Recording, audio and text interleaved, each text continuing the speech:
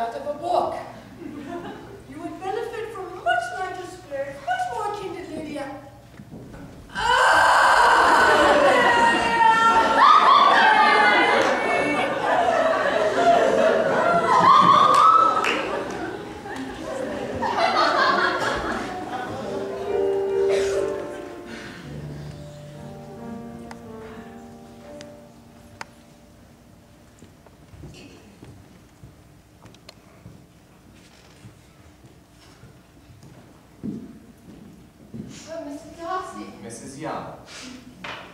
Believe me, madam, this gives me no pleasure, but you have information that I require. I'm certain I do not know what you mean. I'm certain that you do. Well, if you want information about George Wickham, you can pay for it.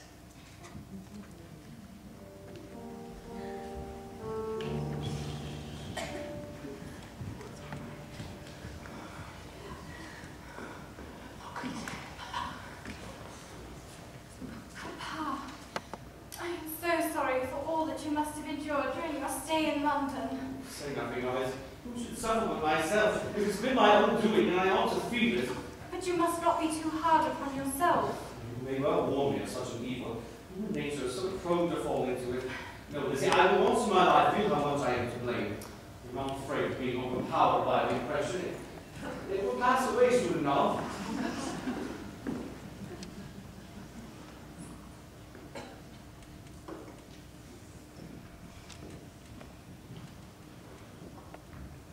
Lydia's presence with me is due to her folly alone. I was forced to leave my regiment because of some pressing debts, and she preferred to come with me. Because she believed your promises. You of all people should know, Darcy, I am not a man of my word. Why did you not marry her at once? Your situation must have been benefited by marriage. Because, Darcy, I still cherish hopes of matrimonial felicity through matrimonial fortune, a la Miss Mary King, whose discerning parents were so disagreeable as to sever her connection with me in a most untimely manner. As for the present... Mr. Wickham, who are you talking to? You know I have nothing to live on. Mr. Wickham, who is here? Mr. Darcy? Miss Lydia Bennet. I require an audience with you. Hello.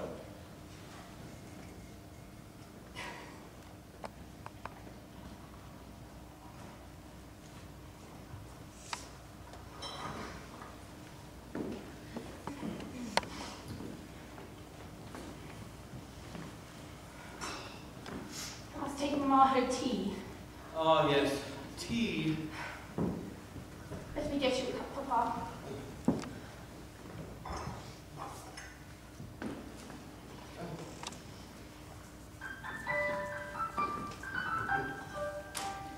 Tea lends a certain elegance to misfortune that the miserable should never be without. You may have lost fortune, fame, or family, but if you will only take a drink of tea and stop that pout, I will tell you what it's all about. Tea is simple tea at 10, when the tad of milk is there. You can sit in quiet comfort until lunch. After lunch is through, tea will come at you, this time with a scone for you, tea for two. Yes, tea for two. Tea, girls, makes the world so fine. All your problems can be solved by dinner time.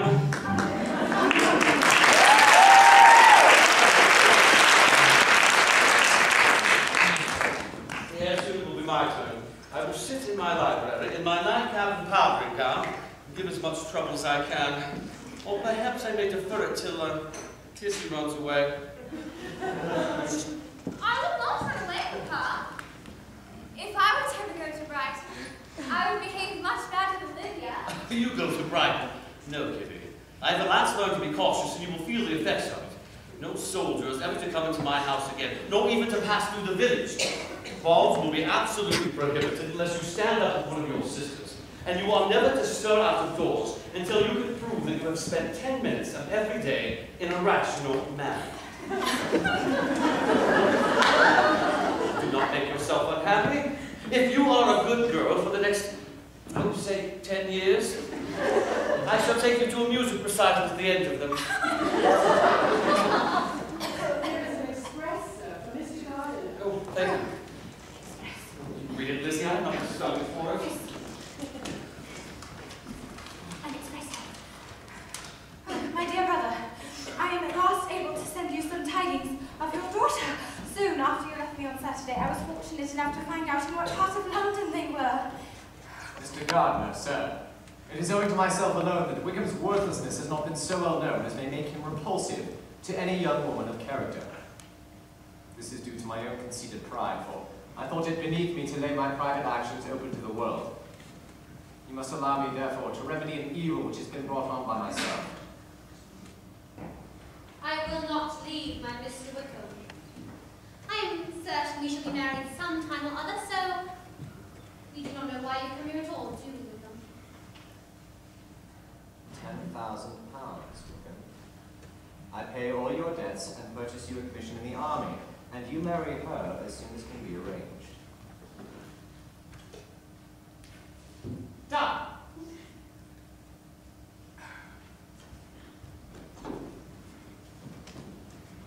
Mr. Wickham's circumstances are not so hopeless as they are generally believed to be, and he has some money to settle on your daughter. All that is required of you, therefore, is to enter into an engagement of allowing Lydia, during your life, £100 per annum. Only £100. Is it possible? Well, I would hazard to say that £100 is about all either of them is worth. No man in his senses would marry Lydia on so slight a temptation. No, what I want to know is how much money has your uncle laid down to bring this about? And how am I ever to repay him?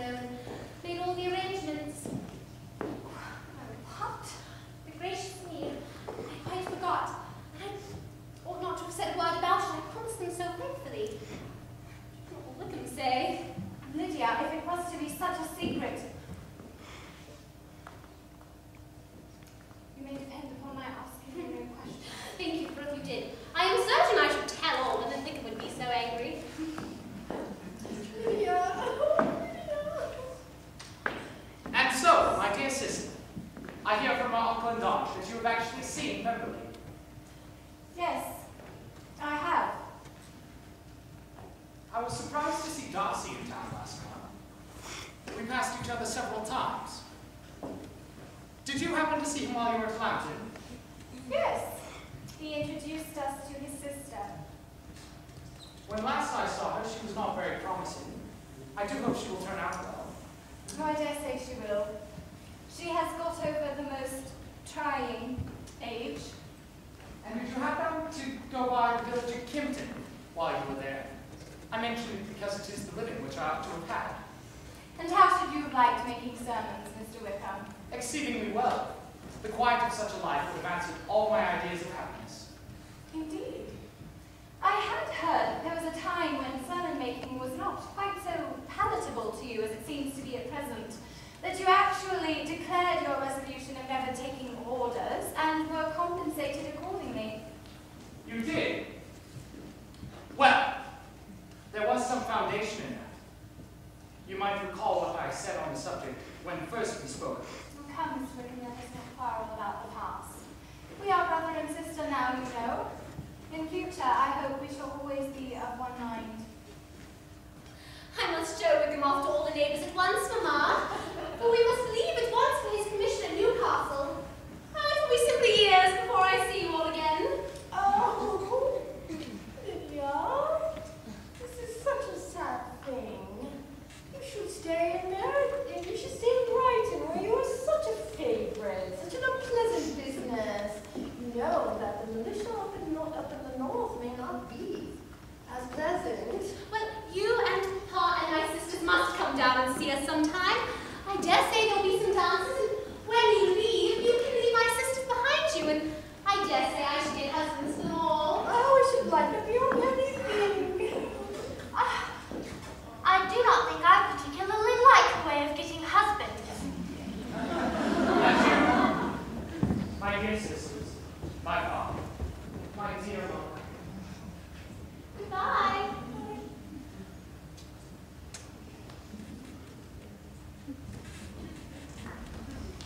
Yes, Wickham is as fine a fellow as ever I saw. He simpers and smirks and is one of the most worthless young men in all of England. I am prodigiously proud of him. I defy even Sir William Lucas himself to produce a more valuable son-in-law. I often think there is no sadder business than saying goodbye to one's friends. One is so forlorn without them. Well, this is the consequence, you see, madam, of marrying a daughter. It must make you better satisfied that your other four are single.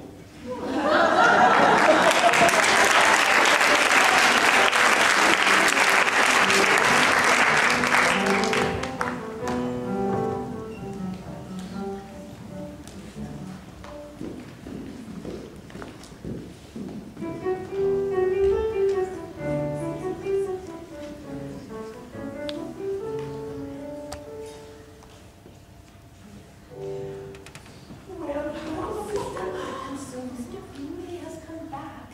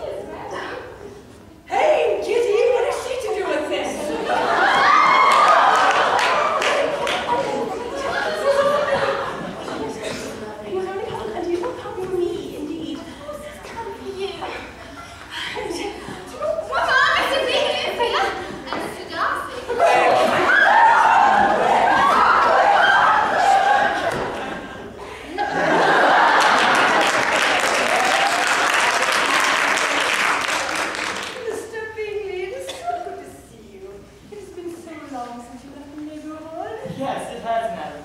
We began to get afraid that you would never return. A great many changes has happened here since you were gone. There's Charlotte Lucas, who was recently married. And there is my daughter as well, but that's just recently married too. I suppose you've seen it in the papers? I have. I offer my congratulations. Oh, thank you. Let me tell you about it. Indeed, Lizzie, now that this first meeting is over, I feel perfectly at my ease. I do. I know my own strength. And I am glad that it has come back, for now it shall be seen publicly that we can meet only as common and indifferent acquaintances. Oh, yes, Jane. Very indifferent. Jane, do take care. I think you are in very great danger of making him just as much in love with you as ever. Not Lizzie.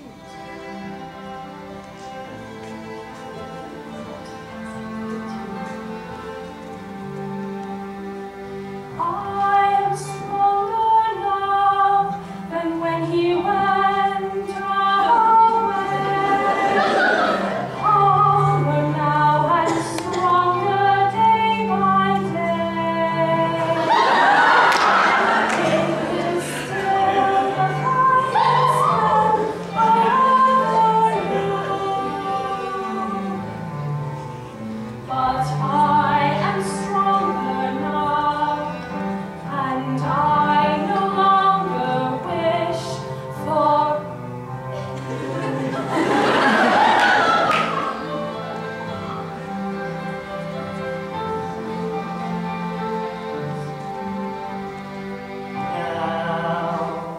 Now that you are here, I must find a way to say how much I love you.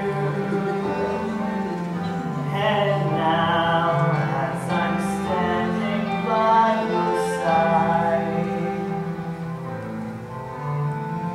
can't you see I've always loved you, darling? Won't you please be mine?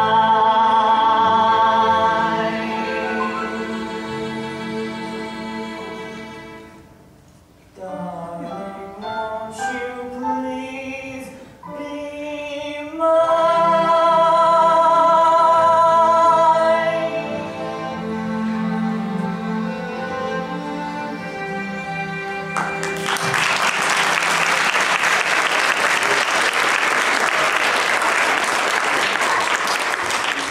May I go ask your father for permission? Permission granted.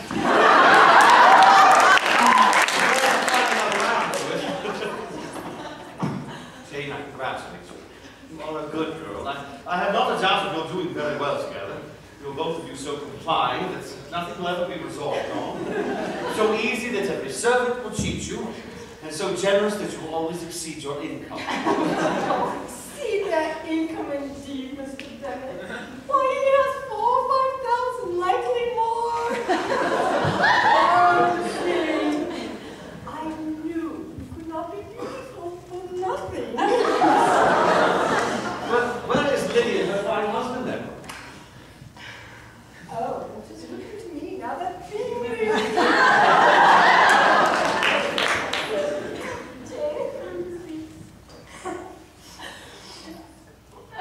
Why, Lizzie? Why am I thus singled out from my family? Blessed above you all. If I could only see you as happy. If there were just such another man for you. Jane, if you were to give me 40 such men, I could never be as happy as you. Until I have your goodness, I can never have your happiness. Jane, dear.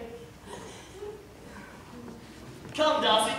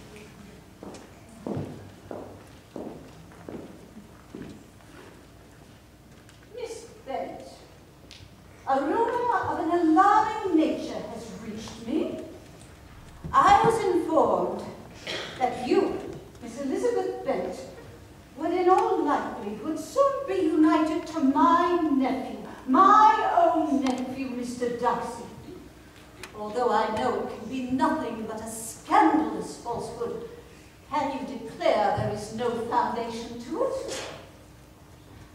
Your ladyship has declared it to be impossible. Let me be rightly understood. This match to which you have the presumption to aspire can never take place. Mr. Darcy is engaged to my daughter. Now, what have you to say? Only this, that if he is so, you can have no reason to suppose that he will make an offer to me. The engagement is of a peculiar nature. While in their cradles, his mother and I planned the match.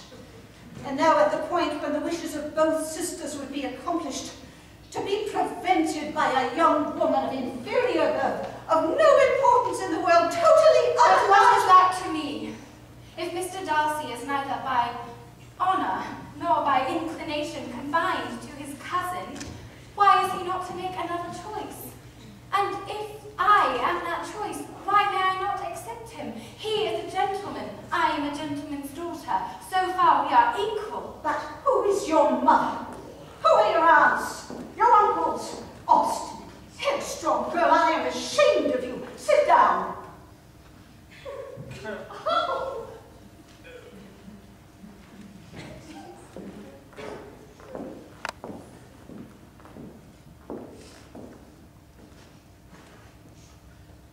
Tell me once and for all, are you engaged to him?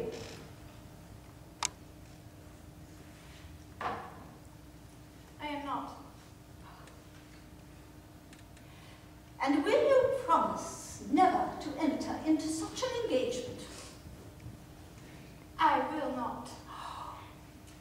You are determined then to have him. I have said no such thing.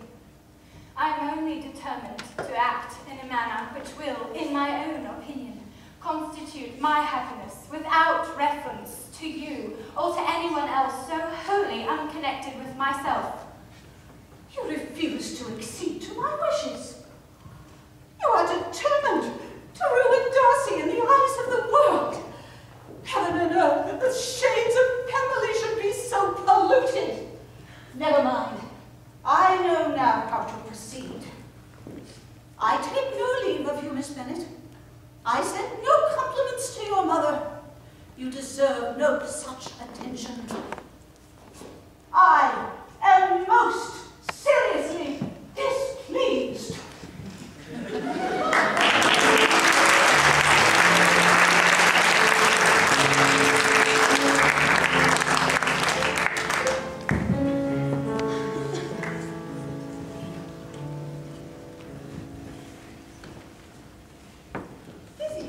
Why did Lady Catherine not come in and take refreshment?